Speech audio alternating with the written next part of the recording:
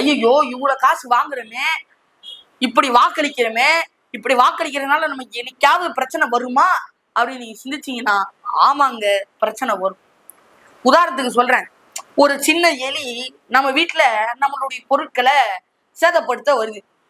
அந்த எலியை நம்ம என்ன பண்ணுவோம்? தேங்காய் வச்சு இல்ல வேற ஏதாவது பொருட்களை வச்சு அதனுடைய ஆசையை தூண்டி அந்த எலியை பிடிச்சி என்ன பண்ணணுமோ அதை பண்ணுவோம். இங்க நான் அரசியல்வாதி என்னும் பெருச்சாலியில் மக்களான நம்மள காசு கொடுத்து அண்டாங்குண்டாங் கொடுத்து பீர் பாட்டில கொடுத்து நம்மளை பொறி வச்சு புடிச்சு என்ன பண்ணணுமோ அதை பண்றாங்க. இப்ப மக்களான நீங்கள் 3 C நிறைவேற்றுகிறீங்க. என்ன தெரியுமா? Corruption, collection, commission. அதாவது என்ன பண்றீங்க? நீங்களும் முதல்ல வாக்களிக்கிறதுக்கு கரப்ஷன் ஆயிட்டீங்க, அதாவது திருதனம் பண்ணிட்டீங்க. அதுக்கப்புறம் வாக்களிக்கிறது கலெக்ஷன் பண்றீங்க, அதுல வாக்களிக்கிறதுக்கு கமிஷன் வாங்குறீங்க. நீங்க இதை செஞ்சுட்டீங்க.